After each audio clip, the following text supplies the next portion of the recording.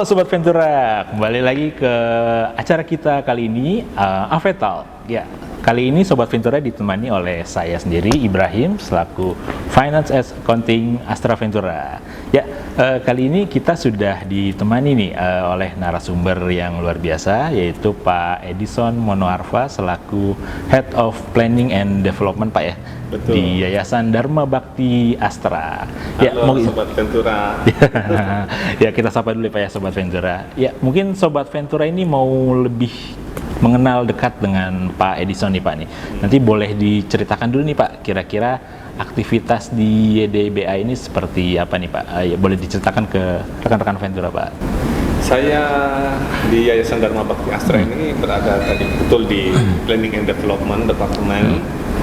Pekerjaan departemen saya ini merancang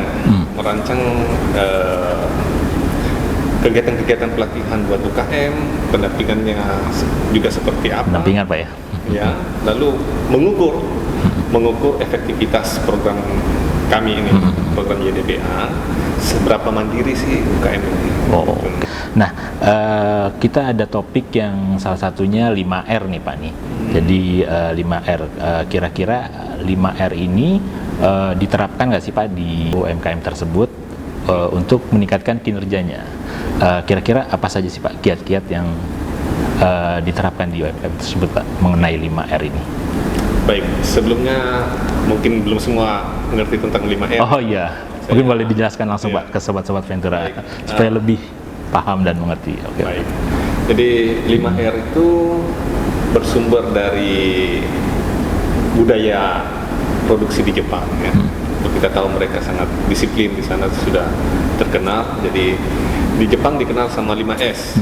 Ya. 5S. Di Indonesia kan menjadi 5R supaya kita lebih gampang ingatnya ya. Definisinya atau kepanjangannya, R pertama itu ringkas. Ringkas Pak, oke. Ringkas itu berarti kita memisahkan, memilah barang yang masih terpakai atau yang tidak perlu. Ya. Memilahnya di tempat kerja kita, jangan di tempat kerja orang. Ya. Iya benar Pak. Jadi yang masih terpakai yang kita pertahankan di tempat kerja kita, yang tidak terpakai kita singkirkan saja. Ya. Lalu R yang kedua itu rapi, meletakkan barang pada tempatnya sehingga saat kita butuh cepat kita dapatnya. Oke. Gitu ya.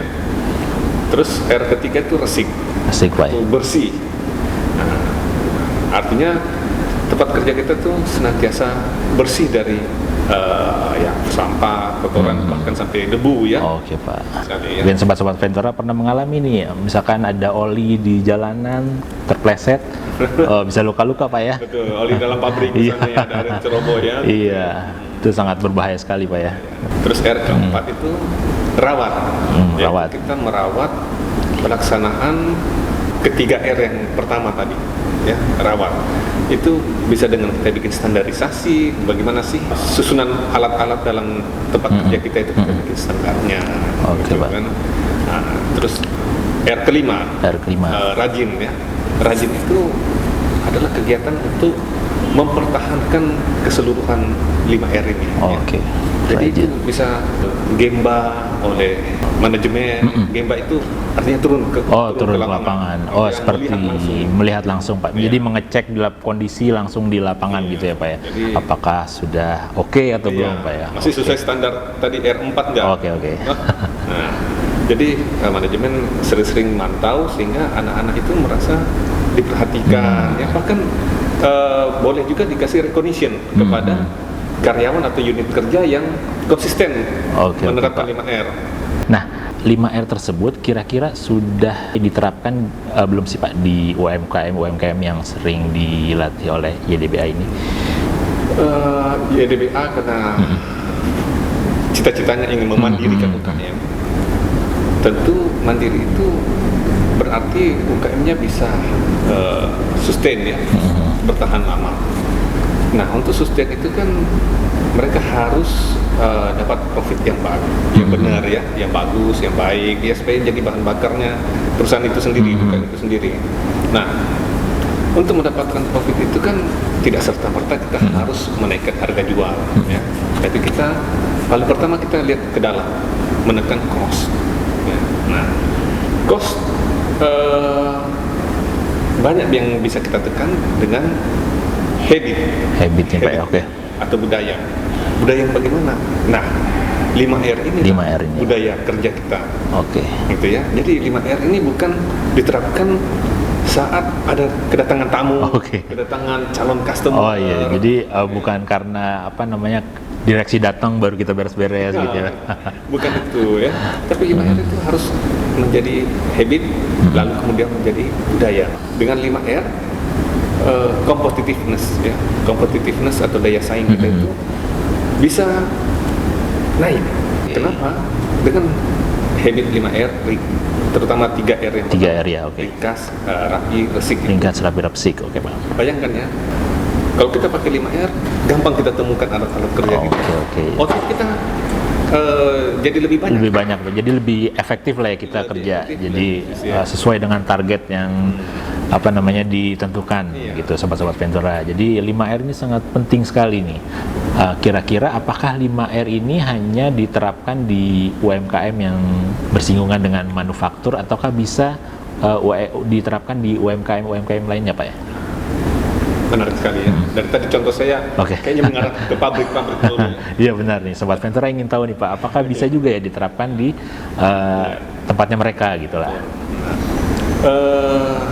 Seperti tadi yang saya bilang ya, karena ini harus menjadikan budaya dan memang sudah menjadi budaya untuk orang-orang Jepang, harusnya bisa diterapkan di bidang-bidang lain ya, mau industri makanan, mau di dapur yang sederhana, di kerajinan, bisa, dan itu pasti membawa manfaat sama dengan dia membawa manfaat kepada industri manufaktur, begitu ya.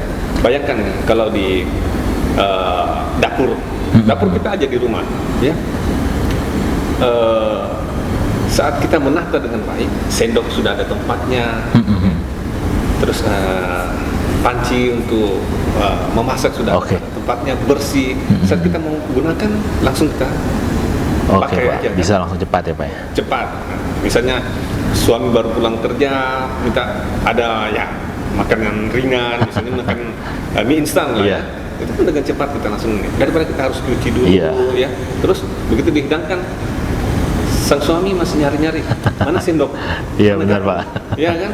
Karena dia nggak tahu. Tapi kalau semua orang dalam rumah itu menerapkan 5R, sama nggak usah nanya-nanya, sudah ada di situ. Ya, jadi begitu Sobat Ventura. Jadi 5R ini bisa diterapkan di selain dari UMKM manufaktur. Jadi bahkan di dalam kehidupan pribadi kita sendiri 5R ini bisa diterapkan juga Sobat-Sobat Ventura. Nah, selanjutnya Pak, kan itu tadi udah coba diterapkan. Nah, gimana untuk tips dia memulai untuk menerapkan 5R ini, dari mana dulu nih Pak? Yang paling gampangnya Pak gitu. Pertama, tips-tipsnya ya Pak. Pasti harus top down. Top down ya, oke Pak. Artinya direksi atau pemilik perusahaan harus menyadari pentingnya 5R ya. Kalau dia nggak ngelihat ada benefitnya untuk perusahaannya, percaya atau enggak, pasti nggak diimplementasikan 5R ya. Jadi pimpinan harus mengerti dulu ya. Setelah pimpinan mengerti, dibuat kesepakatan dengan karyawan atau semua unit kerja bahwa kita pengen 5R ya.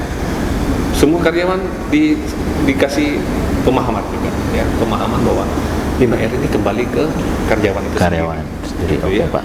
Kalau diimplementasikan di pabrik, perusahaan jadi tambah profit. Ya, akhirnya balik lagi ke karyawan ya, profitnya segala macam, keselamatan gitu Pak ya. Betul, ya. Nah, setelah semua karyawan setuju, saatnya eksekusi ya. Eksekusi, pimpinan kerja harus bawel karena ini mengubah habit ya, di awal-awal memang bawel. Tapi percaya, ada satu penelitian bilang kalau kita mau lakukan sesuatu perubahan secara terus-menerus selama 21 hari saja, itu akan jadi habit. Nah, yang terakhir, rajin. Pimpinan jangan cuma setting komitmen suruh orang 5R tapi nggak pernah kontrol ya. Top manajemen harus sering-sering kontrol ya, kasih semangat ke anak-anaknya gitu ya. Cerewet juga nggak apa-apa ya. Namanya mengubah perusahaan itu harus cerewet di awal. Nanti pada waktu mereka sudah jadi budaya, sudah tenang. Oke, jadi gitu Sobat Ventura, nanti bisa diterapkan di tempat Sobat Ventura sekalian untuk 5R ini supaya meningkatkan efektivitas kerja Sobat Ventura sekalian, dan juga mungkin para pimpinan juga turut ikut membantu ya Pak Edison ya untuk mensukseskan 5R ini supaya bisa berjalan dengan efektif.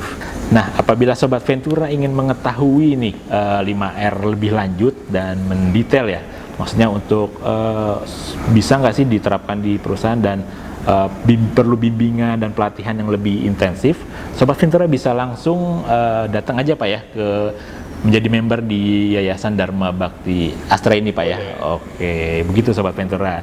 Dan juga apabila Sobat Ventura sendiri butuh misalkan permodalan, nah ini bisa difasilitasi oleh Astra Ventura sendiri nih Pak. Jadi seperti invoicing, modal kerja ini nanti bisa difasilitasi oleh Astra Ventura. Dan juga kalau misalkan ada pertanyaan lebih lanjut, tanyakan di bawah ini ya. Nanti akan ada WhatsApp dan email di bawah ini. Nanti Sobat Ventura langsung aja menghubungi kontak tersebut. Nah, untuk terakhir nih Pak, supaya kita lebih semangat penutup, kita yel dulu nih Pak.